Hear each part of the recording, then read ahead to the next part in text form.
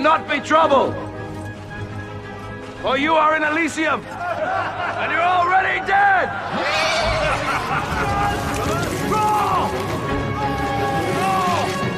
Can you describe how you executed that huge opening battle? I'm trying to think where I really started the multi-camera thing, but I stepped up and thought, I can't do the one-on-one, it'll take me forever, I'll still be shooting it today. I said, I'm going to step up to, I think, 8 cameras. It's simple, actually, because if you've got 1,000 extras there, and you've got Marcus Aurelius on the hill, and you've got Russell Crowe down below amongst the catapults and the cannons, why not put cameras in all those places and go, action! And it all happens together in one big scene. So I'm now in my wigwam or tent, watching 8 cameras going boom, boom. And because I'm an operator, I said, boom, you missed it, change your lens, you were slow, let's go again. But we do all of that establishing shot in 2 takes. That's it. As opposed to shooting it all bloody day or 2 days shoot. You do it in a day or less. And remembering, I'm blessed with, I've got a very good eye. I'm just blessed. I've got a great eye. I can set up here in 3 seconds in a boring room.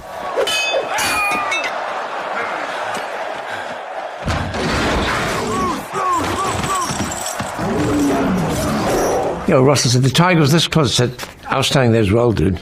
He's on a chain. He said, just missed me. But that was a real tiger. An 11-foot Bengal. But the guy, the trainer, if you watch closely, as he hits the ground, the tiger's on him, he's putting something in his mouth, he's feeding him, saying, thank you. That means get off me. Because if he hits the red zone, he's going to eat you. He hits it and he does that and he's new cut.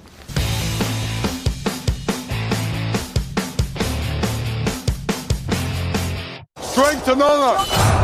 Paul Mescal was kind of stunned at the scale, and my job was saying, I see, Colin, you're fine. I said, don't worry about it, it's only a day job. Forget you've got all this stuff around you, you're in your own arena. I think he got to it pretty quick. He told me that you slapped him on the back and said, I have no time for that. Exactly.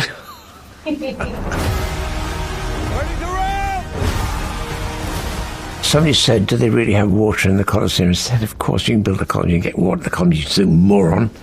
They have, don't you know what these water ducts are? They have water ducts running into the Colosseum. Their technology, they still made cement better than our cement today, you know that? They can't work out what the mix is. But the Roman road right now, the Appian Way in Rome, hasn't moved. Column's 1,000 years old.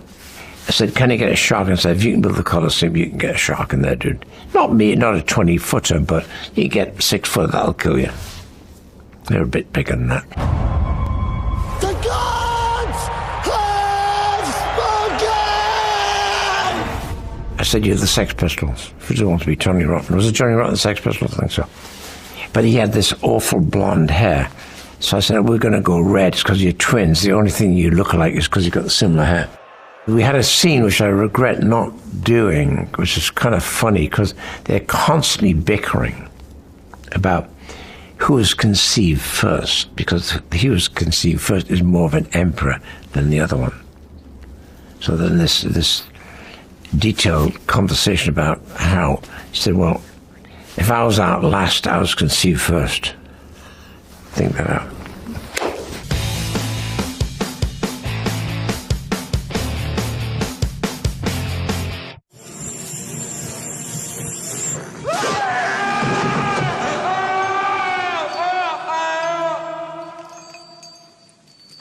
Because of my art background, I was a kind of comic strip aficionado. I can draw comic strips really well. And so I read the script and knew exactly what to do because it read to me like a comic, a dark comic. And so before I went, I drew some storyboards of the first 20 minutes of the movie. And I went out there to Hollywood, first time in Hollywood really, as a person who potentially directed a movie. The budget would be 4.2. I had no idea what it was, 4 times what the duelist cost. I took the boards out and showed them the boards. The budget went from 4.2 to 8.4. So the value of a vision is everything. It went whoomph like that. I was a very good camera operator because of 2,500 commercials I operated on all of them. So I was the only camera man. An Alien, I did right through to Thelma and Louise as an operator, so I'm a really good operator. A lot of it's handheld.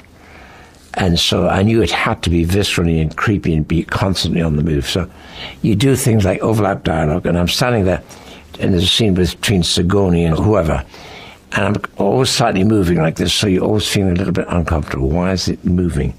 So it drove the editor crazy, but it really worked.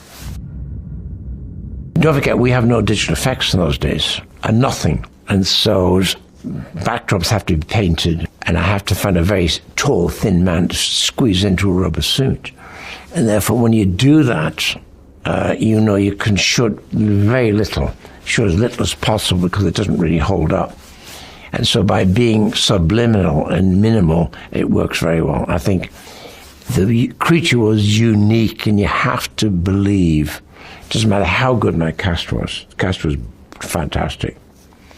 But without that beast, it wouldn't have been the same. I can't lie to you about your chances, but you have my sympathies.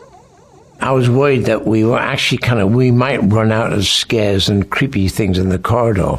So the new thing would suddenly come in, Ash would object to something, and then would actually have a bad turn as a AI, and Yaphet Kotto had to take the fire extinguisher and knock him around the head. Probably he knocked his head off, so now we see a wires and metal organic AI. It's easy AI. The first time was Stanley Kubrick, where he invented HAL. HAL emerged as a computer, which no one knew what a computer was in those days. The computer knows from the corporation that the journey success is more important than the crew. So we borrowed that and made that into Ash. But he was the company man. Of course, if you're going to make a company man, you don't want a black box. You want somebody who's going to consort, meet, chat, drink coffee with, and be with the people.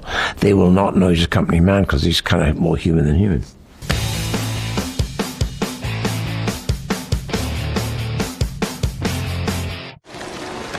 He say you Blade Runner. Tell him I'm eating. On Blade Runner, I was inventing a new world, and I'd spent 5 months with a very good writer called Hampton Fancher, who'd really written a play adapted from Do Android Dream Electric Sheep. And so I read the book and felt there were 90 stories in the first 20 pages, so I thought, it's too complex. But I sat with Hampton, I said, you've written this beautiful story that takes place in an apartment. It's an internal story where a hunter falls in love with his quarry. Love your cadence, love the rhythm of your dialogue, love love the idea. I want to see what happens when he goes out the door. And from that moment on, we just went boom.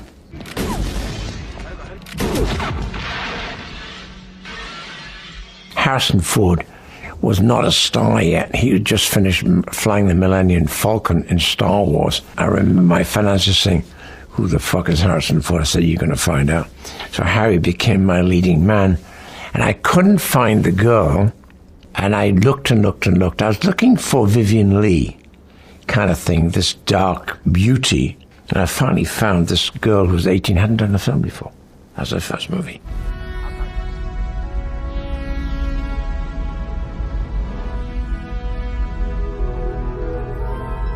The reason for the pyramid was, I think the true Tyrell was dead inside a sarcophagus in the middle of the pyramid because he knew he was dying. Whatever the age and the time, there will always be some industrial disease that we haven't actually dealt with. But he'd also, here's the trick, does Putin have 6 clones?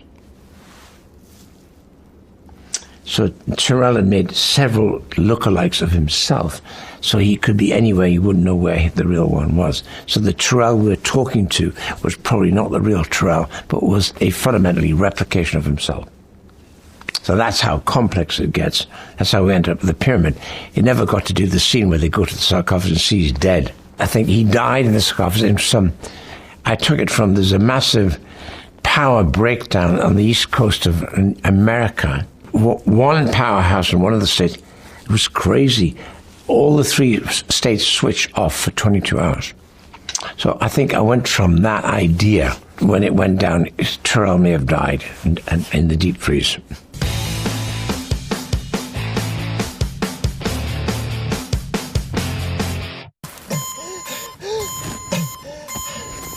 Oxygen level critical.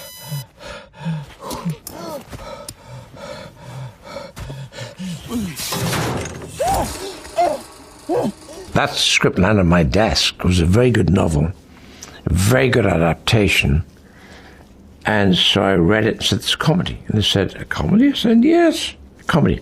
How could it not be a comedy when you survive by eating food grown from your own dump? Come on. So all of that you see can happen is true. And so I got to know Nasser pretty well. And so even the thing, that triangle that he goes off and finds it from an old mission is true. They send it up there and they leave that stuff behind. They always make a replica, identical at home. So they can say, open up top left-hand corner, there's 3 screws. One is red, one is green, one is pink. It's that literal. And so there's an exact copy a fool could follow. And that's what happened. We took that. So then he could suddenly see Earth, turned it and got connection. So that's how he made connections. I am alive. I still ask the question, we haven't sorted this out yet, so why are we going off-world? No one can live there. No one can live on the moon. And your Mars is your threshold of deep space where you're suddenly into the next planet is a short distance of 1.5 light years. You ain't going to get that. But what you'll find on Mars and Moon is massive mineral wealth. That's why an alien, you got the Nostromo coming in from mining expedition. It's dead true. There's massive mineral wealth on the Moon and on Mars. But we'll have to ship it back. But you can be in Mars now with this engine today in about 7 months. In the Moon, you'd be there in 4 days. It's only 250,000 miles. Relatively quick. Would you go? No, absolutely not. Why? Are you kidding? I'm not crazy.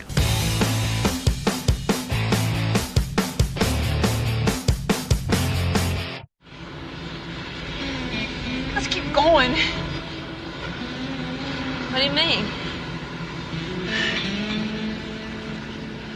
Go.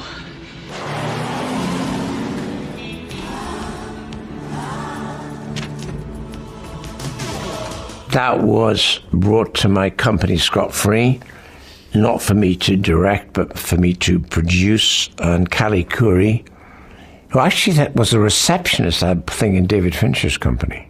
And he never read the script, and I did. I think one day she said, David, I've had the script read. Who? Ridley went, oh, fuck. Okay, so I offered it to 5 people who'd said, nah, not for me. I got a problem with the women. So that's the whole point, having a problem with the women. It shouldn't be a problem. You should get it. One day I was interviewing Michelle Pfeiffer, I think it was, who said, listen, I can't do this, but I like the script. Why don't you come to your senses and you do it? So I said, okay, I do it.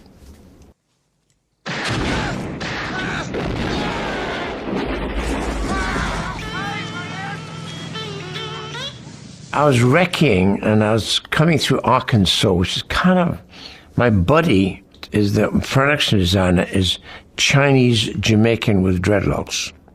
You don't go through Arkansas with Chinese Jamaican with dreadlocks.